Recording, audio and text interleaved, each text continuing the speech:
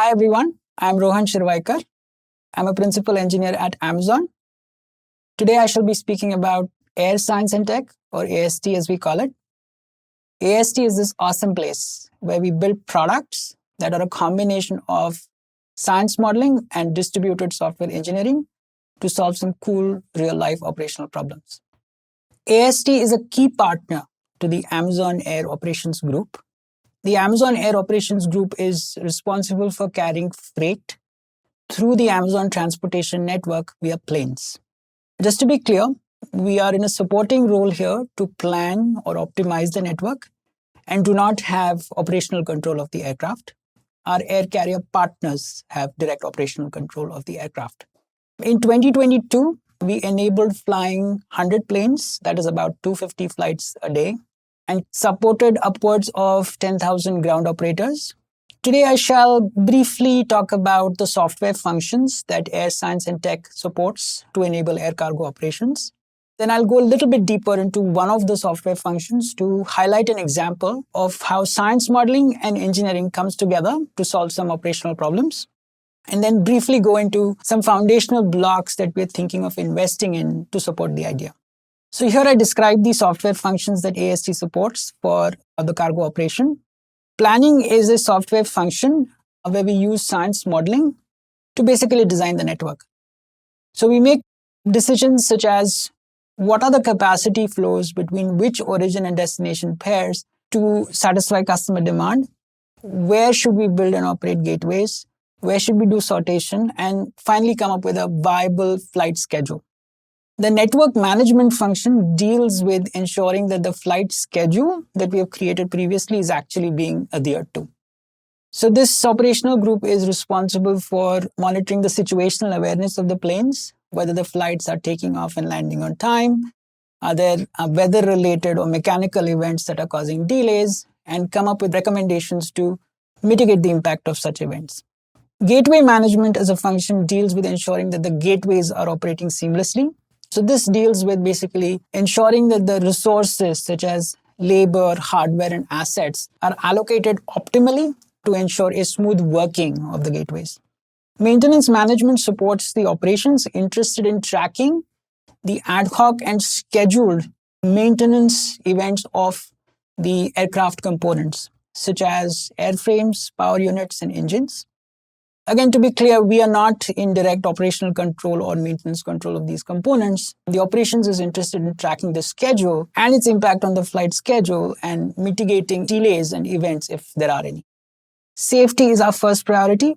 This function deals with creating products and tools to track safety incidents, to get access to manuals and procedures to mitigate some of them, to ensure that the events that are tracked are completed over time, and generate business reports to ensure continuous improvement in this very high priority area.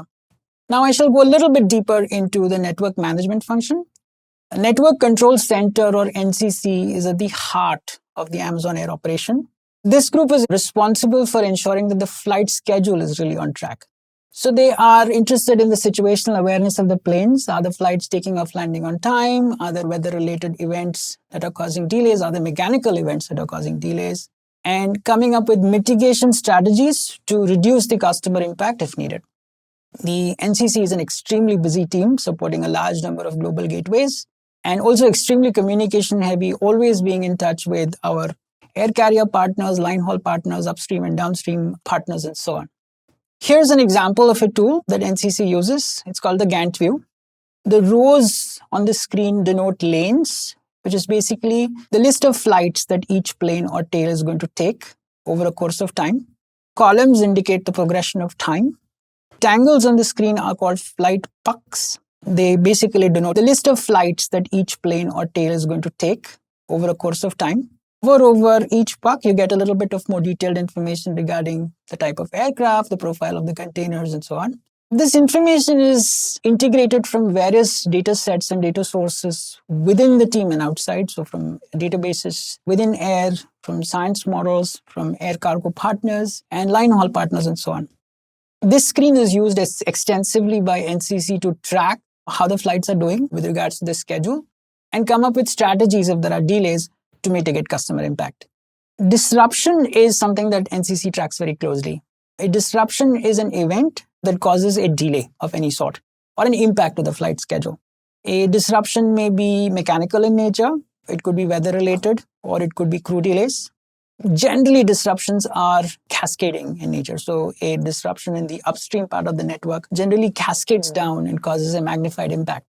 Again, NCC does not have direct operational control of the aircraft, but is in a position to recommend mitigating strategies to adjust the network or to find alternate routes if there were a disruption. Time is of the essence generally to find a solution in this case. Here I briefly walk through an example of a disruption. So on the screen on the left-hand side, we have FC1 and FC2 serving as the origins of containers or packages, and then node 5 and 6 conveying the destinations of these packages and containers. So in AST lingo or parlance, we would say that there are 4 package flows in this subnetwork. So let's say for argument's sake that the plane that is supposed to fly flight 2 to develop some mechanical failures at node 2, causing a potential 5-hour delay. So what is the NCC to do? The NCC may recommend not to do anything and be okay with the 5-hour delay because it may deem that the customer impact is not that great. Alternatively, the NCC may recommend getting a spare aircraft from, say, node 3 to node 2, maybe with like a 2-hour delay with some additional cost. Alternatively, the NCC may recommend getting some spare parts from, say, node 6 to node 2 to repair the plane before flight 2, causing maybe like a 4-hour delay with some lesser cost.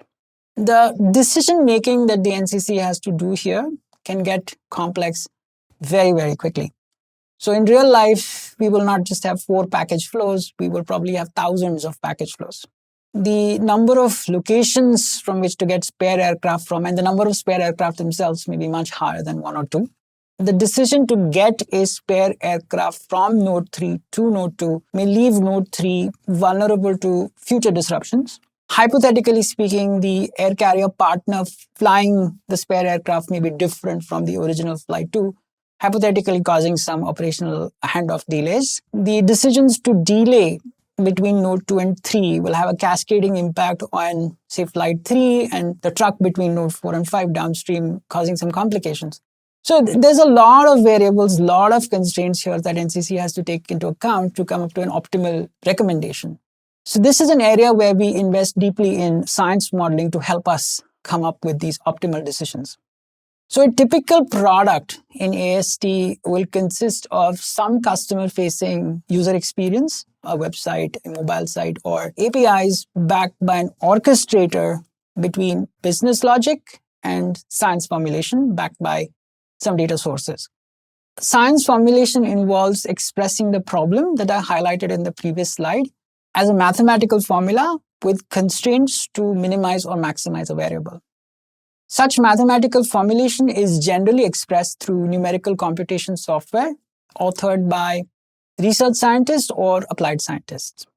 By business logic, on the other hand, I am referring to object-oriented or procedural code generally authored by software engineers to express business rules, hosted in web service-like frameworks with instrumentation for monitoring and error resolution in case of issues. AST products are generally a collaboration between these diverse disciplines, solving real-life operational problems. What is fun here? Expressing real-life operational problems as mathematical formulae, writing code, and seeing the code actually have real-life impact to solve operational issues is a very satisfying experience, as my scientist friends tell me. From an engineering perspective, taking the science code, which is not object-oriented or procedural, and then structuring it such that it can be hosted inside web service frameworks to provide traditional SLAs like availability and latency is a very interesting area of engineering innovation, in my view. Also, enhancing our big data lakes, data sources, databases, data streams, web services to create versioned, validated, and audited sources of data to plug into these science models to arrive at accurate optimization results is again a very interesting area of innovation, in my view. So to conclude, I'd like to emphasize the fact that AST is this cool place where we build products that are a collaboration between science and distributed software engineering, solving some cool real-life problems. Please visit our career page for details. And for internal Amazonians, don't hesitate to reach out for coffee. Thank you.